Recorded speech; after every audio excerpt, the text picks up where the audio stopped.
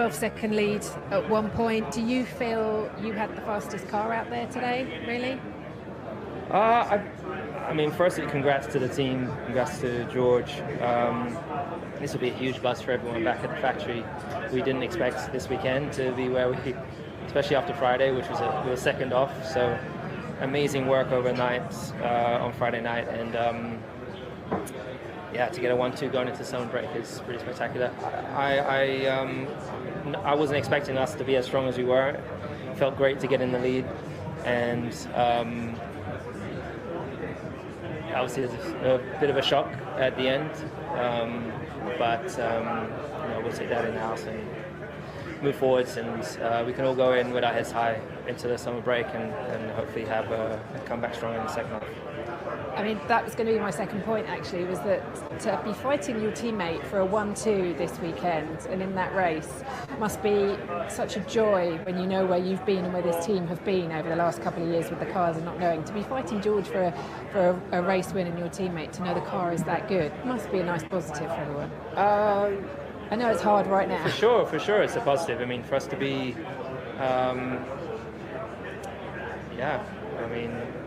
George wasn't really in my race for most of it, and so if the strategy had been done right, we wouldn't have been in my race, so we wouldn't have been having that. But it's great that at the end we do have cars that are so far ahead, and well, not far ahead, but like competing in the front. Can I pick up just on that then? You say he wasn't in your race. I know his one stop played out for him, but Toto's told us that they had to cover off Charles and Lando with you, and that's why it turned out the way it did.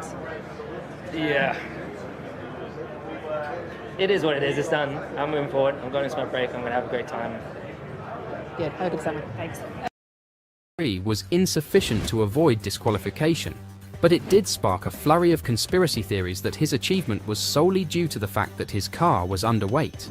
And now, a couple of days later, as new evidence keeps emerging, it's clear to see why Russell and Mercedes were so furious about the disqualification.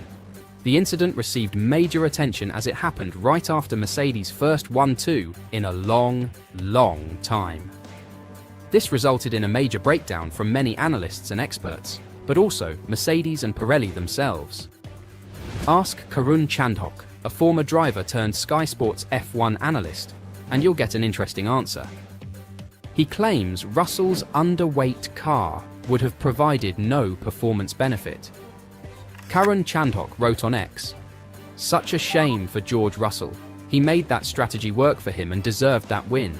The last 10 laps were sublime, smooth, fast, error-free." To be fair, the car would never have been below the 798 kilograms weight limit during the race, as they had fuel on board, so no performance advantage for him. However, clear error by the team, as 798 is the minimum dry weight without fuel.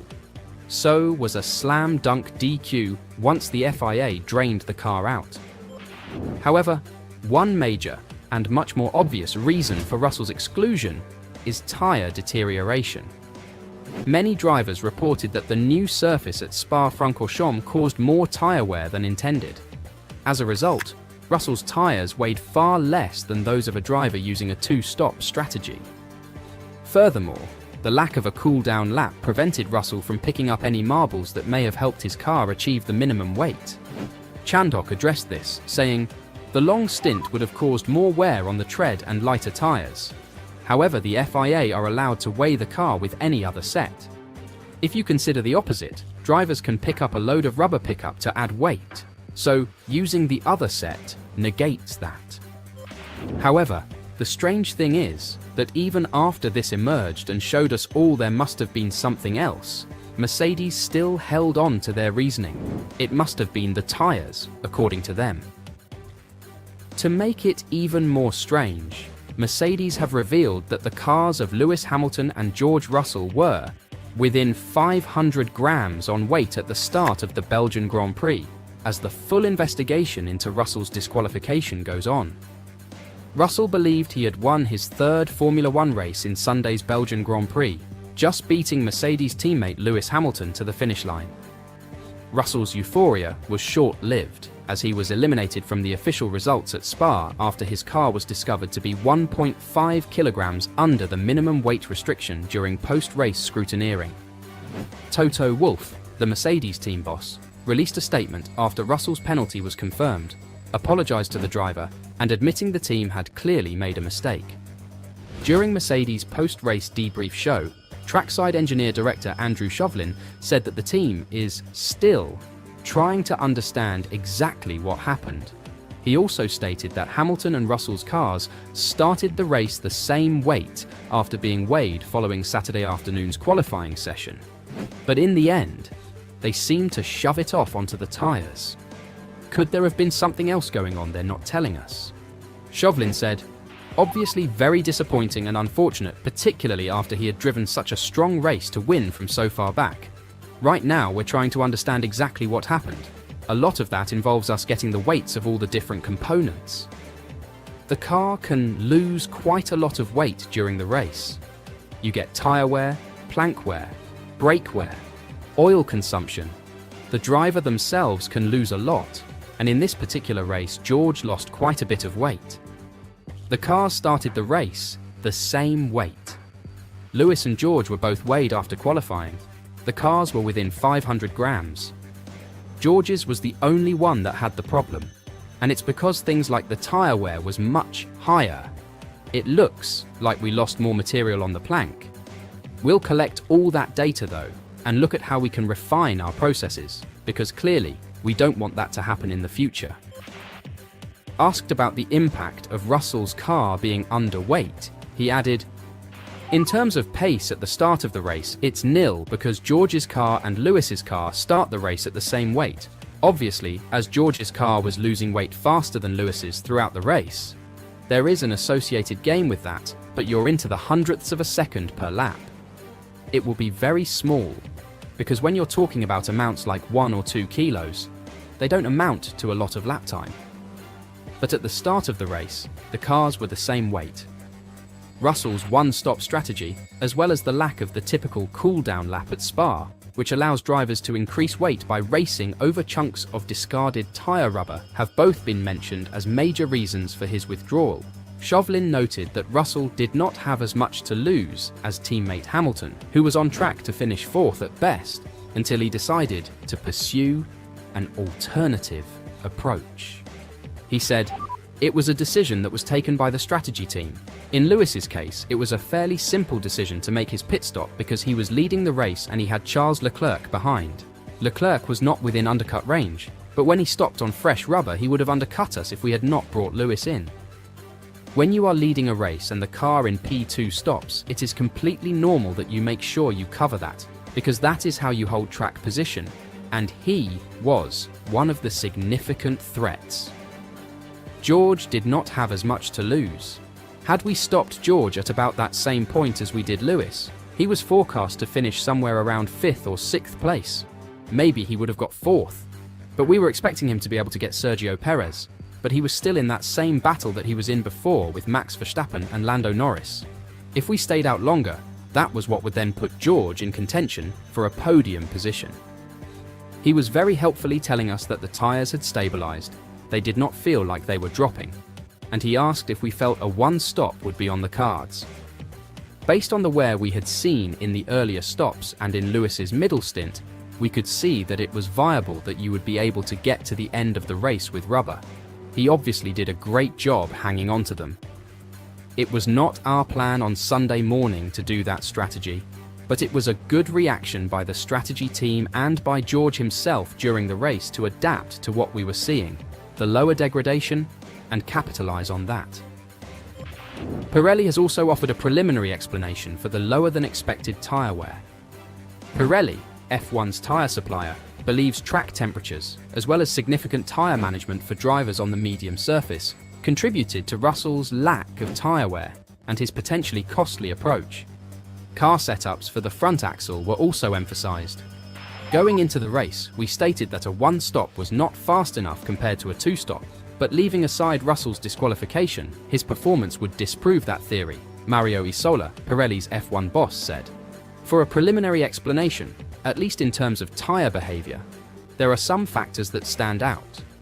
First of all, today's track temperature was around 10 degrees higher than during FP2, and that probably contributed to very limited graining on the hard, which on the other hand was very significant on the mediums on a long stint.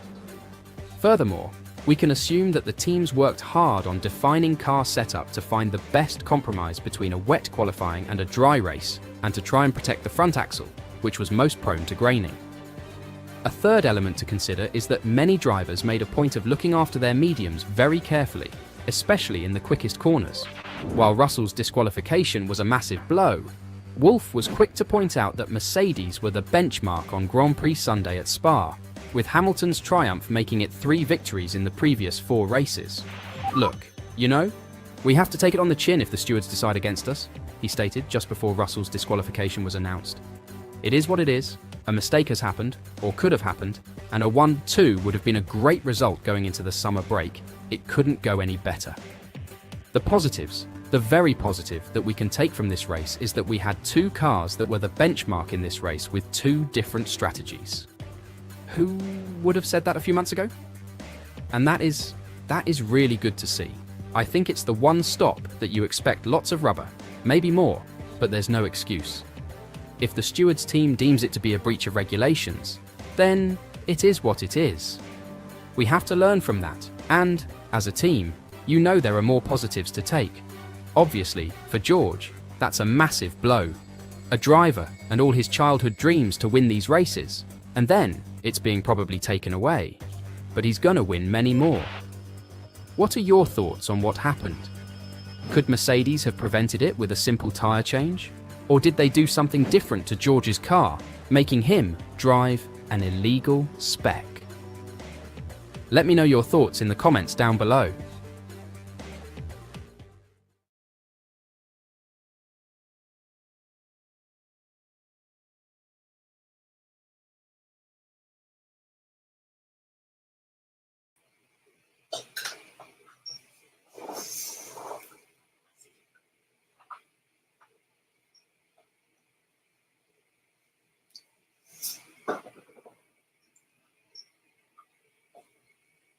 Mercedes explained George Russell's disqualification at Belgian Grand Prix with driver's own weight loss partly to blame. Higher than expected car weight loss and George Russell's own weight loss could have contributed to his disqualification at the Belgian Grand Prix. Formula One returns after the summer break with the Dutch Grand Prix at Zandvoort on August 23rd to 25th, live on Sky Sports F1. Mercedes say that George Russell's disqualification from the Belgian GP was due to higher than expected car wear and the British driver's own weight loss during the race. Russell appeared to have pulled off a glorious victory when he held off Mercedes teammate Lewis Hamilton in the closing stages to take the checkered flag at Spa.